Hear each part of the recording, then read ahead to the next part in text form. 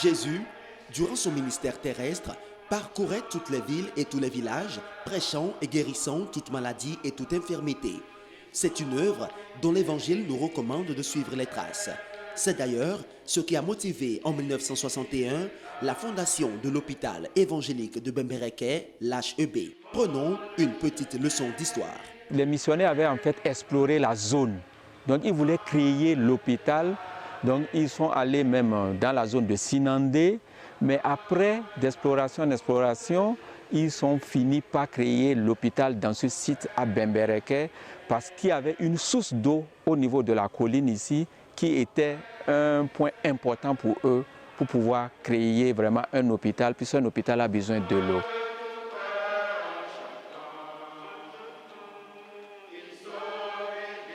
C'est un hôpital qui a été créé le 3 juillet 1961 par la CIM et qui a pour objectif de guérir aussi l'homme physiquement mais aussi spirituellement. Allons découvrir de plus près le fonctionnement de cet hôpital à travers ses différents services. Le bloc opératoire fonctionne 24 heures sur 24, donc nous prenons tous les cas, aussi bien les urgences comme les cas programmés simultanément. En dehors des cas de la chirurgie majeure, nous avons aussi les cas de chirurgie mineure. Visitons maintenant le laboratoire. Dans cette section de biochimie, nous avons évidemment le dosage des différents paramètres de biochimie, tout ce qui concerne en tout cas la biochimie, nous les faisons ici.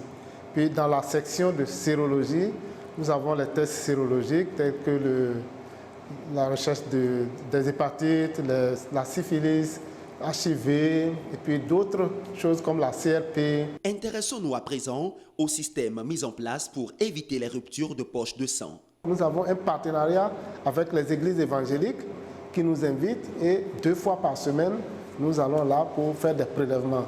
Nous utilisons aussi le canal des collèges pour aller faire les prélèvements dans les collèges de la place. Ici, l'on accorde une attention aussi aux personnes vivant avec le VIH. Alafia, c'est le nom de ce département.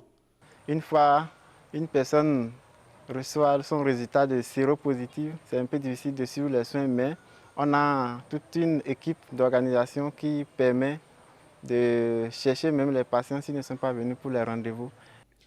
En dehors de ces services à l'HEB, il y a aussi le service de la kinésithérapie, la clinique des tuberculeux, la radiologie, l'ophtalmologie, la gynéco-obstétrique, la pédiatrie, la néonatologie. Autre avantage de cet hôpital, c'est la pharmacie disponible sur place. Une pharmacie qui rapproche les médicaments des patients. Le matériel étant utilisé, il doit être entretenu. Ici, l'on a tout prévu, notamment un service de maintenance qui se charge de cet aspect. L'homme est à la fois chair et esprit, et les maladies de l'esprit se traitent également. Zoom à présent sur le service de l'évangélisation dans cet hôpital. Il y a certaines personnes, ils viennent avec des mots et après analyse et autres, on ne trouve pas.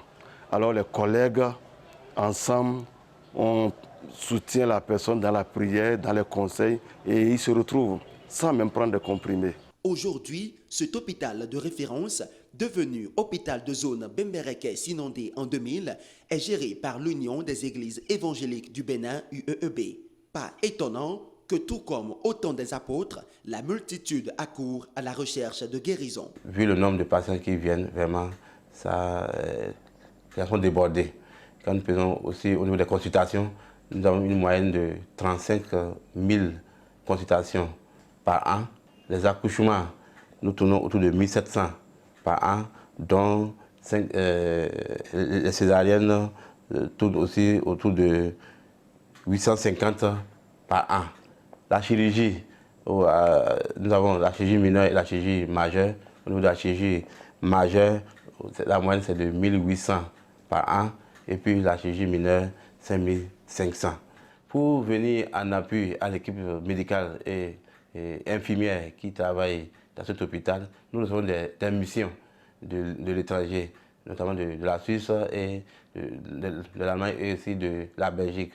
Pour gérer toute cette affluence, il faut un personnel qualifié. Là, le service pédagogique entre en jeu. Une de nos activités principales, c'est la formation, le recyclage, le renforcement de capacités de nos collègues, de nos collaborateurs infirmiers.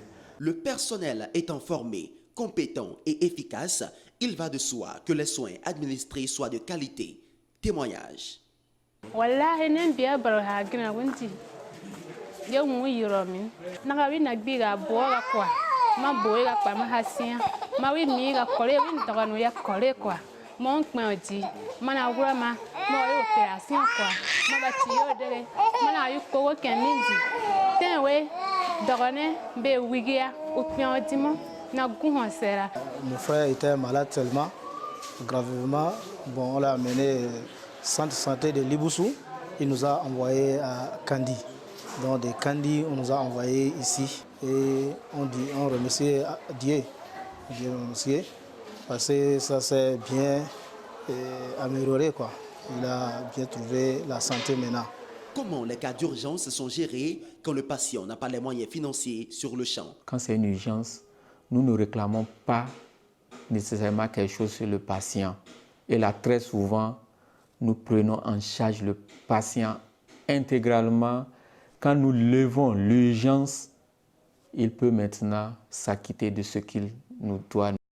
Cet hôpital, pour son bon fonctionnement, bénéficie de divers appuis. Je dois féliciter et remercier d'abord l'État central pour l'effort qu'il fournit par rapport à l'appui dont nous recevons. Aux partenaires, aux bailleurs qui nous écoutent aussi, de ne pas se lasser de nous, de continuer par nous appuyer pour que les populations qui viennent chercher la santé ici puissent retrouver satisfaction. Sa mission, l'hôpital évangélique de Bembereke l'accomplit déjà très bien et il compte poursuivre dans cette lancée, véritable œuvre pour la gloire de l'Éternel.